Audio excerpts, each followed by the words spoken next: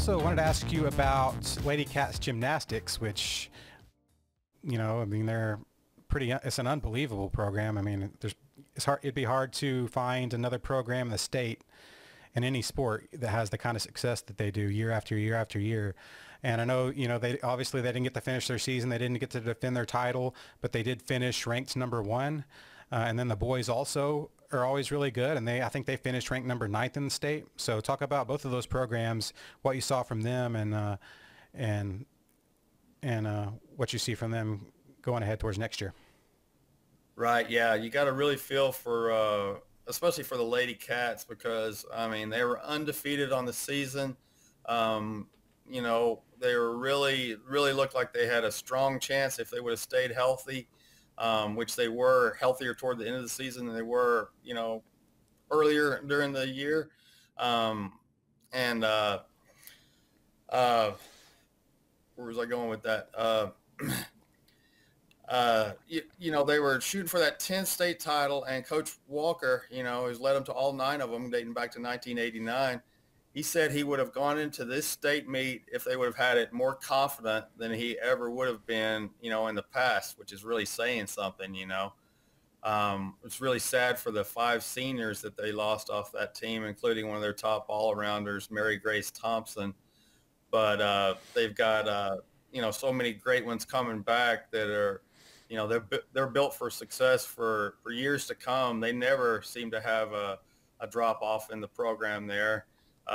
You know, they've got some of their best all-arounders coming back, like Madison Vogel and Jaden Sawyer. So, and not being able to compete and finish things up this spring, it's going to give them even more of a burning desire to do big things in 2021. So I would pencil them in as the state champion favorite right now at this point if they stay healthy next season.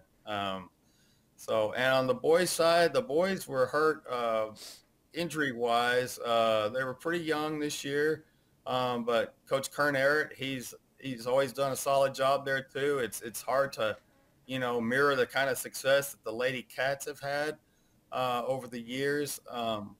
One advantage that they have on the girls' side is that the Concho Valley Gymnastics program is like a feeder program for the Central girls. They don't have the equivalence of that on the boys' side, but Coach Errett works with younger boys, you know, and tries to do the best he can as far as developing young talent coming in. But you know, for the Lady Cats, I mean, they've always got some, you know, it's not strange to see them have, you know, 3 or 4 freshmen come in and be, you know, among their top gymnasts, because it's been like that a lot over the years. So both great programs, and like you said, I mean, year in and year out, especially the Lady Cats, always one of the most successful teams in San Angelo and the area, and the boys are always right there in the top 10 in the state also.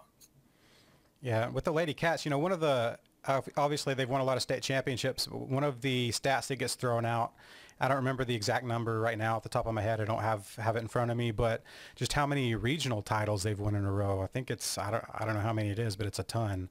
And that always kind of blows me away that they can be that dominant in their region every year. Right. Yeah. Yeah. I forget too. It's a whole bunch of them. I wish I had that here in front of me with my notes, but yeah, they've dominated district and regional meets for so long that it's almost a guarantee that they're gonna win it. You know, whereas on the boys' side, you know, the big challenge for Central has been usually Odessa Perman, but this past season the Odessa High boys really stepped up, and so they were really strong, and so. Central is always on the boys' side is always one of the top teams in district and regionals, but it's been hard to win those championships because of those teams I was just talking about. But I think the Bobcats will be more seasoned this coming year if they can stay healthy. You know, I wouldn't be surprised to see them finish top 6 in the state.